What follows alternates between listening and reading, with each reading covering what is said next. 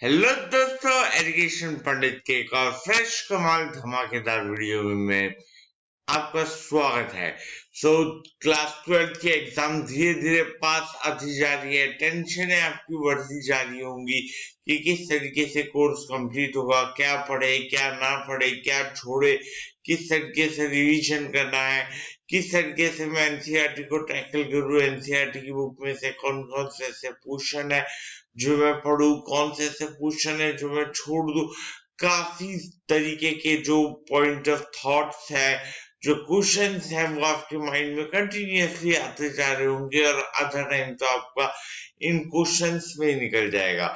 Please educational पंडित के साथ आप बने रहिए।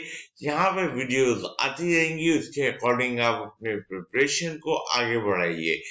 आज की वीडियो में हम बात करने वाले हैं कि हेलो अल्केन हेलो एरीन को किस तरीके से आप एनसीईआरटी से पढ़ेंगे ताकि आपका सिलेबस कंप्लीट हो जाए।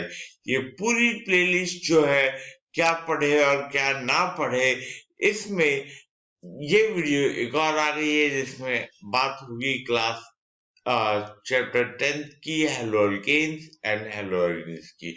तो चलिए बिना देर किए वीडियो शुरू करते हैं। एंड ये देखिए, स्टार्टिंग में आपको क्या दे रखा है, इंट्रोडक्शन दे रखा है जिसने ये बता रखा है कि एक्चुअली में हेलो अल्केन्स और हेलो एरीन्स होते क्या है। जिस कार्बन से हेलोजन बॉन्ड अटैच है उसकी हाइब्रिडाइजेशन क्या है। एंड ये एक जो है पूरा आपका इंट्रो पार्ट है, ये स्किप कर दीजिए। देन क्लासिफिकेशन आपको बता रखा है, वन टाइम रीड है। अगर आपने पढ़ रखा है कहीं से भी, आपको कोई भी आइडिया है तो ये आपको पता चलेगा। काफी इजी है, एग्जाम पॉइंट ऑफ व्यू से नहीं आने वाला। बट यस, इंट्रोडक्शन आपको ये सारी चीजें पता होनी चाहिए। देन ये सब कुछ इम्पोर्टेंट नहीं है, इम्पोर्टेंट नहीं है। देन यस, नॉमेनक्लेचर काफी इम्पोर्टेंट है कि हेलो अल्केन की नेमिंग करने आ गई एक आध मार्क्स की। ये आपको नेमिंग करना आना चाहिए, not only for hello alkane, चाहे वो अल्कोहल हो, चाहे एल्डिहाइड हो, कीटोन हो, कार्बोक्सिलिक एसिड हो, या फिर वो अमीन या कोऑर्डिनेशन कंपाउंड की नेमिंग हो, या टोटल नेमिंग जो है वो बोर्ड में अराउंड 2 to 3 मार्क्स आ जाती है। किसी भी एक चैप्टर से आ जाएगी, कोऑर्डिनेशन से तो पक्का एक आने वाली है। बाकी फिर एक ऑर्गेनिक से आएगी एक नेमिंग, तो वो अल्कोहल, फिनॉल, ईथर की हो सकती है, या हेलो अल्केन से हो सकती है, या फिर अमीन्स या अल्डिहाइड एंड एसिड से हो सकती है। ये नेमिंग आप पक्का अपना स्ट्रॉन्ग कर लीजिए ताकि आपके 2 से 3 नंबर कहीं नहीं जाएंगे। देन नेमिंग हमने अच्छे से कर लिया है। देन उसके बाद प्रैक्टिस के लिए आपके पास ये क्वेश्चन है, ये आप कर लीजिएगा। देन उसके बाद यस, एग्जाम्पल 10.2, ये सब आपकी प्रैक्टिस के लिए है। इंटेक्स्ट क्वेश्चन देखिए सिंपल सा है, ऊपर आप पढ़ लीजिए किस तरीके से नेमिंग करनी है और नीचे एग्जाम्पल कर लीजिए। हार्डली 15 to 20 मिनट्स लगेंगे, आपको जो 1 मार्क्स है वो सुपर शॉर्ट सिक्योर्ड हो जाएगा। देन उसके बाद अगर हम बात करते हैं तो नीचे सी एक्स बॉन्ड है। इस सी एक्स बॉन्ड के नेचर में आपको क्या बताया गया है कि कौन सा आपका इलेक्ट्रोनेगेटिव है। देखिए, ये हमें इसमें ये बताया गया है कि सी और एक्स दोनों में इलेक्ट्रोनेगेटिव डिफरेंस है, जिसके कारण ये जो बॉन्ड है वो पोलर बॉन्ड होगा। ये वन टाइम रीड है, आप इसको पढ़ लीजिएगा। Then yes, method of preparation. अब देखिए यहाँ पे जो ये चैप्टर्स आ जाते हैं, अभी मान लीजिए हम बात करते हैं haloalkanes and haloarenes की। ये जो प्रिपरेशन है, एमओपी है, ये इम्पोर्टेंट हो जाता है। आपको आइडिया होना चाहिए। तो इसके लिए आप क्या कर सकते हैं, आप बार बार आके इसको पढ़िए। ठीक है, 1 2 टाइम 3 2 टाइम इसको रीड कीजिए, आपको पता चल जाएगा क्या एमओपी है। चाहे वो हेलो अल्केन की हो बात, या आगे आगे आने वाले चैप्टर्स में जो कंपाउंड्स है उनकी हो। एमओपी काफी इंपॉर्टेंट रहेगी। इसकी मोस्ट इम्पोर्टेंट एमओपी जो है वो ये है, ये रिएक्शन है, काफी इंपॉर्टेंट है। देन यस, ये वाली रिएक्शन इंपॉर्टेंट है, ये तो काफी इंपॉर्टेंट है। ठीक है, ऑल दो ये सारी आपको पता होनी चाहिए, लेकिन 3 4 जो इसमें इंपॉर्टेंट है वो मैंने बता दिया है। लुकास रिएजेंट क्या होता है ये आपको पता होना चाहिए। ठीक है, लुकास रिएजेंट क्यों यूज करता है ये आपको पता होना चाहिए। Then free radical halogenation reaction, जहां आपको मिक्सचर मिलेगा।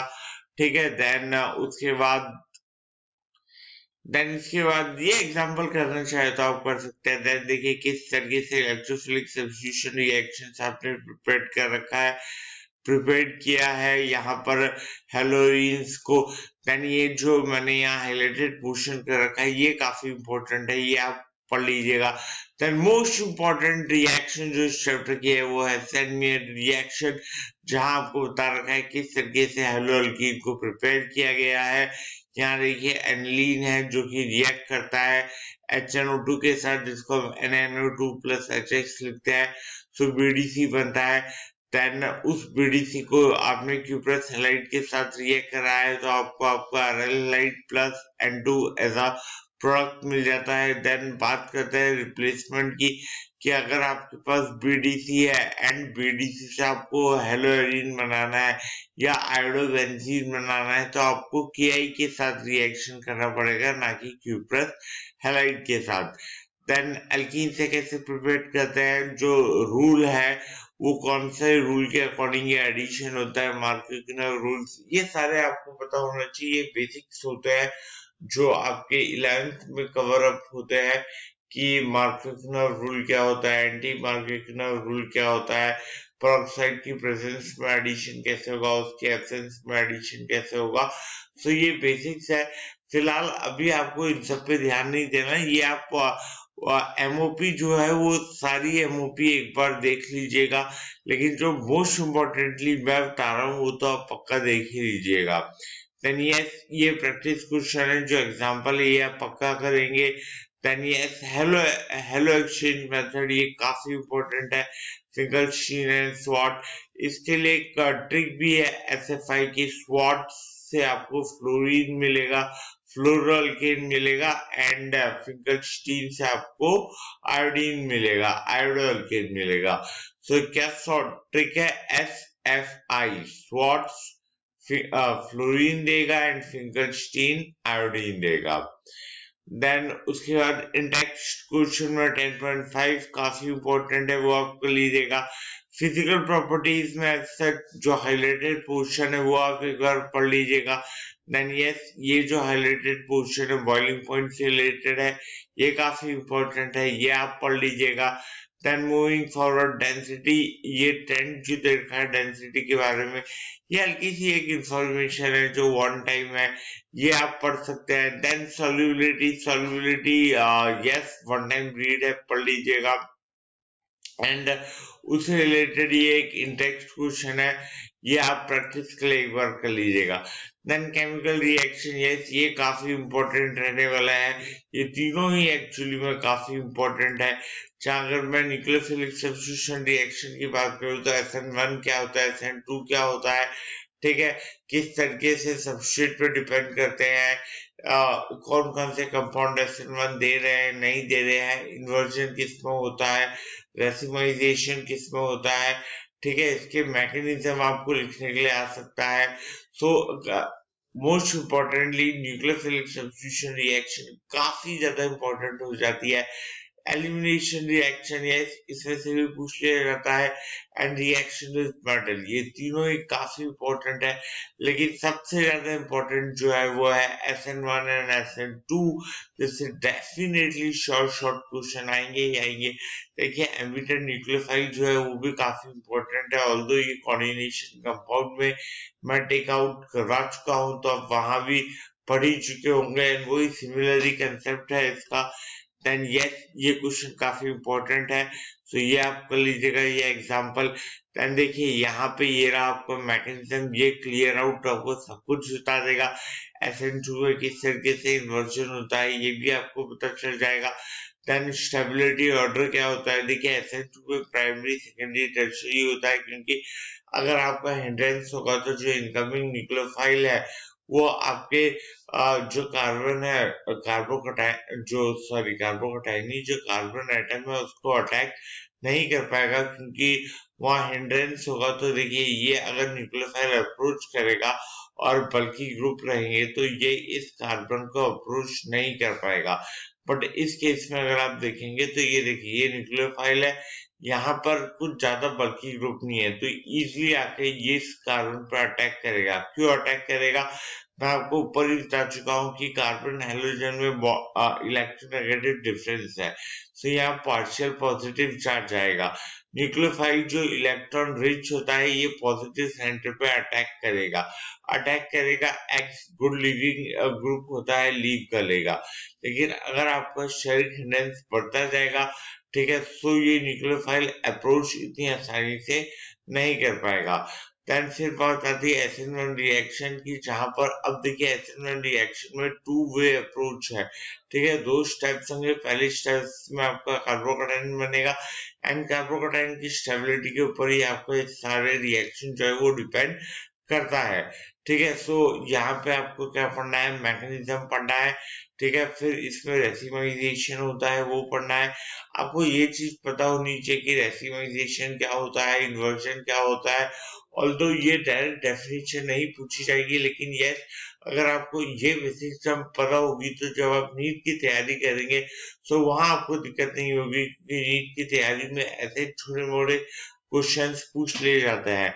Then moving forward, yes, stability इनकी ज्यादा क्यों होती है, चाहे वो अलाइल कार्बोकैटायन हो या आपका बेंजाइल कार्बोकैटायन हो, इनकी स्टेबिलिटी क्यों होती है ये आपको पता होना चाहिए। ऑल्दो क्वेश्चंस डायरेक्टली पूछे नहीं जाएंगे अगर बोर्ड एग्जाम की बात की जाए, लेकिन नीट पॉइंट ऑफ व्यू से ये इम्पोर्टेंट है। यस, पर बोर्ड पॉइंट ऑफ व्यू से ये दोनों एग्जाम्पल काफी ज्यादा इम्पोर्टेंट है। 10.6 एंड 10.7 मच इम्पोर्टेंट, बोर्ड में पूछे जा सकते हैं। देन मूविंग फॉरवर्ड, ये जो स्टेरियोकेमिकल एस्पेक्ट्स है जिसमें ऑप्टिकल एक्टिविटी क्या होता है, dextro laevo rotatory, then chiral compound क्या होता है, ऑप्टिकल आइसोमेरिज्म क्या होता है, ये आपको पता होना चाहिए। लेकिन ऑल्दो इसमें से कुछ बोर्ड एग्जाम में नहीं आएगा, लेकिन आपको पता होना चाहिए कि कायरल कार्बन क्या है, अकायरल कार्बन क्या है, रिटेंशन क्या होता है, इन्वर्जन क्या होता है, इनांशुबस क्या होता है, प्लेन पोलराइज्ड लाइट क्या होती है, ये सारी चीजें आपको पता होनी चाहिए। तो इस पे आप अराउंड 25 to 30 मिनट स्पेंड कर दीजिए, क्योंकि ये वर्थ इट रहेगा, क्योंकि बेसिक्स आपके क्लियर हो जाएंगे। तो कहीं ना कहीं आप नीट के लिए प्रिपेयर हो जाएंगे। सो आप इसमें 30 मिनट स्पेंड कर सकते हैं इसको रीड करने के लिए, नॉट मोर देन 30 मिनट्स, क्योंकि वो अभी आप बोर्ड एग्जाम के लिए अगर कंसर्न कर रहे हैं तो 30 minutes are more than enough for this kind of topics. Now moving forward, ये सब आपको 30 मिनट्स में कवर करना है। देन एलिमिनेशन रिएक्शन, ये 25 मिनट्स आप इसको अलॉट कर सकते हैं कि क्या होता है। एक बार आप इसका बेसिक समझ लीजिए कि किस तरीके से आपका एलिमिनेशन रिएक्शन होता है, क्या डिफरेंस होता है। ये काफी अच्छा टॉपिक है और पढ़ने लायक है। कंसेप्ट क्लियरिंग में आपको काफी ज्यादा हेल्प देगा एंड आपकी आगे की जो तैयारी है वो ऑर्गेनिक की, जो नीट और जेई लेवल के ना, वो ये जो पैराग्राफ्स है ये पूरे क्लियर कर देंगे। तो ये आप मत छोड़िएगा। रिएक्शन बेस्ड मॉडल काफी इंपॉर्टेंट है, एक काफी इंपॉर्टेंट टॉपिक है, चाहे वो बोर्ड एग्जाम हो या नीट एग्जाम हो, ये रिएक्शन भी काफी इंपॉर्टेंट है। देन यस, ये यहाँ ये पूरा सेक्शन इसमें से पक्का पूछा जाता है बोर्ड एग्जाम की बात की जाए, ठीक है। फिर वुड्स रिएक्शन, नेम रिएक्शन है, तो ये भी इंपॉर्टेंट है। देखिए नेम रिएक्शन सारे इंपॉर्टेंट होता है एंड नेम रिएक्शन जो भी होंगे एनसीईआरटी में ऑर्गेनिक में, उन सबके लिए वीडियोस आएंगे एजुकेशन पंडित के लिए। इसलिए please do subscribe our channel and yes, press the bell notification on, ताकि जैसे ही कोई भी वीडियो आए आपको तुरंत उसका अपडेट मिल जाए एंड ज्यादा टाइम ना लगे आपको वो वीडियो देखने में। वीडियो देखिए, उसे अपनी प्रिपरेशन में अप्लाई कीजिए, अच्छे मार्क्स लाइए एंड खुश रहिए। देखिए उसके बाद हेलोरीन जो होता है वो न्यूक्लियोफिलिक सब्स्टिट्यूशन रिएक्शन क्यों नहीं देता है, ये काफी इंपॉर्टेंट टॉपिक है, चाहे वो नीट की बात की जाए। ये कंसेप्चुअल टॉपिक है, so please do read this, काफी अच्छा है। 15 to 20 मिनट हार्डली इसमें आपके इन्वेस्ट होंगे, सो वर्थ इट है, आप इन्वेस्ट कीजिए इसको। देन मीनवाइल इसके बाद आगे बढ़ते हैं। ये जो रिएक्शंस है जो हेलो अरीन्स के है, ये काफी इंपॉर्टेंट है। रिएक्शंस आपको इसमें डायरेक्टली ऐसे नहीं आते कि यस आपका इसके साथ रिएक्शन लिख दो। बेसिकली कन्वर्जन आएंगे, सो कन्वर्जन में काफी इंपॉर्टेंट है। एंड एनसीईआरटी के पीछे जो कन्वर्जन है वो काफी इंपॉर्टेंट है, जो एक्सरसाइज में दे रखे हैं। सो वो तो लेटर ऑन उसके लिए एक सेपरेट वीडियो आ जाएगी कि उसमें से कौन से कन्वर्जन करने हैं कौन से नहीं करने हैं। लेकिन आप जो ये है रिएक्शन ये देख लीजिएगा। देन यस, ये वाला पार्ट आप पक्का रीड करेंगे। ये आप मुझे प्रॉमिस कीजिए कि ये पार्ट फिगर देख के कोई नहीं छोड़ेगा। ये पूरा पार्ट आप यहाँ से पढ़ना स्टार्ट करेंगे एंड ये पूरा पढ़ेंगे। ये जो एग्जाम्पल या ये क्वेश्चन जो कह लीजिए आप, ये आप पूरा पढ़ेंगे, समझेंगे, अच्छे से समझेंगे। यहाँ 10 से 15 मिनट आपके लगेंगे, but that will be truly truly worth it. Then इसके बाद इलेक्ट्रोफिलिक सब्स्टिट्यूशन रिएक्शन क्या होता है ये आपको पढ़ना है। And then this will be Friedel Crafts reaction, काफी इंपॉर्टेंट है। ये एग्जांपल काफी इंपॉर्टेंट है 10.9, सो ये आप पढ़ेंगे। ठीक है, इसको पढ़ने के बाद देन फिर yes reaction with metal. Wurtz के तीनों ही रिएक्शन काफी इंपॉर्टेंट है, चाहे वो वुड्स फिटिक हो या वुड्स रिएक्शन हो।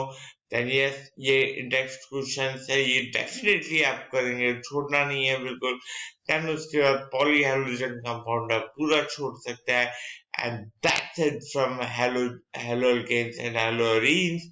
सो अगर आपको ये वीडियो अच्छा लगे तो प्लीज यहाँ तक देखने के बाद उसे लाइक कर दीजिएगा, कोई भी डाउट तो कमेंट कर दीजिएगा, चैनल पे नए हो तो सब्सक्राइब कर दीजिएगा, बेल नोटिफिकेशन का बटन दबा दीजिएगा। एंड अगर कोई भी डाउट हो तो प्लीज आप कमेंट सेक्शन में पूछ लीजिएगा। आपको प्रिपरेशन में कोई हेल्प चाहिए, कोई वीडियो चाहिए, कोई स्पेशलाइज्ड वीडियो चाहिए, ठीक है, डेडिकेटेड वीडियो चाहिए, तो please do comment section, do tell me in comment section. I will be there for sure helping you out in any way, because we have created this channel for helping the students which are preparing for their class 12 board exam. So please do not afraid of ask, because if you not ask today, when will you ask? So thank you. Next video तक के लिए keep learning. जय हिंद, जय भारत, धन्यवाद।